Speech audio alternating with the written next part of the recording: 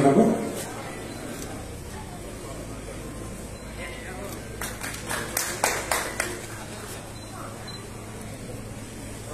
এখন চেলেং, এটা জাপি আৰু এখন মানপত্ৰ আমাৰ ভিতৰৰ পৰা পঢ়ি দিব, বঁটাটি প্ৰদান কৰিব আৰু মানপত্ৰখন পঢ়ি দিবলৈ অনুৰোধ জনাইছো।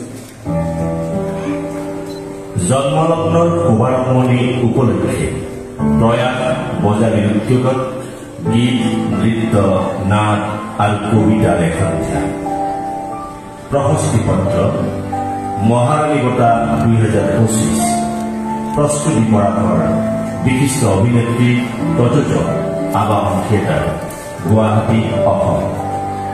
হে শিল্প সাধন ৰূপ আৰু জ্ঞানৰ জোৱাৰেৰে এখনি বুৱতী নৈ কৰি অসমীয়াই আজিও ঘূৰাই আহিছে। উত্তৰ বিপৰীতে গৈ তাহানিতে আপুনি মহাৰথী কথাছবিৰ যোগেৰে খোজ পেলাইছিল অসমীয়া চিত্ৰ জগতৰ উখুৰা মুখুৰা তুলিছে।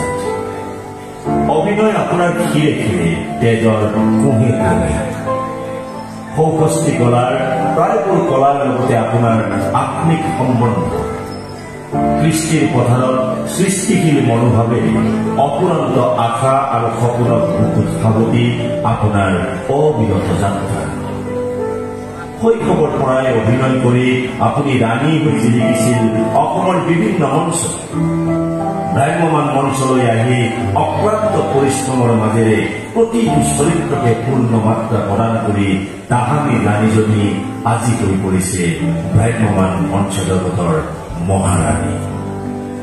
আজি আপুনি বহুজনৰ বাবে প্ৰেৰণা, বহুজনৰ বাবে আদৰ্শ। আপোনাৰ দুৰ্দান্ত সাহস আৰু পৰিশ্ৰমৰ বাবে আজি আপুনি ভ্ৰাম্যমান থিয়েটাৰৰ একমাত্ৰ মহিলা প্ৰযোজক।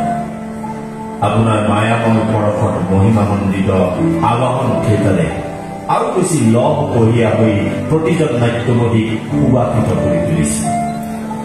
আপোনাৰ চিন্তা আৰু কৰ্মই দেশৰ পৰিধি ভাঙি বিশ্বৰ প্ৰান্তে প্ৰান্তে সমাদৰৰ সফুৰা বটলা।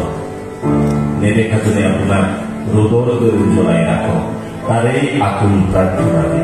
বলবীৰ পংকজ দাস বজালী, বাবুল শৰ্মা সম্পাদক প্ৰয়াস বজালী, শৈলেন কাকতি সভাপতি সাংস্কৃতিক বিভাগ, সঞ্জীৱ শৰ্মা সম্পাদক সাংস্কৃতিক বিভাগ। দিনাংক 28 জুন 2025 খ্ৰীষ্টাব্দ শনিবাৰ। স্থান ভগৱতী ক্ষেত্ৰ পাঠন। সদায় নামেই এক পৰিচয় হয়। প্ৰয়াস এটা বৰ সুন্দৰ নাম আৰু তাৰ লগতে যিটো তেওঁলোকে লোগো বনাইছে, ভৰিৰ পতাটো যি লোগো, সেই প্ৰয়াস ভেটি গঢ়াৰ এখোজ। পাঠশালা শিক্ষানগৰী, পাঠশালা সাংস্কৃতিক নগৰী পাঠশালা, আৰু পাঠশালাৰ বহুত এই সংস্কৃতিবান মানুহখিনিৰ শিক্ষাৰে ভৰপূৰ এই মানুহখিনিৰ মাজত প্ৰয়াসৰ এটা অন্যতম প্ৰয়াস।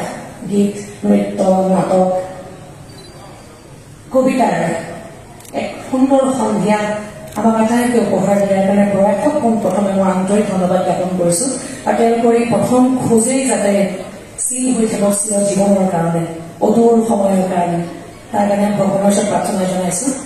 সন্মুখত উপবিষ্ট সমূহ বজালীবাসী ৰাইজ, পিতৃসদৃশ কৃষ্ণদা, মাতৃসদৃশ ৰজিতা আৰু বিশিষ্ট অতিথিসকল, ব্যক্তিসকল। পাঠশালা আচলতে মোৰ দ্বিতীয় বাসস্থান এতিয়া, কাৰণ বিগত কেইবাটাও বছৰ ধৰি যিহেতু আবাহনৰ লগত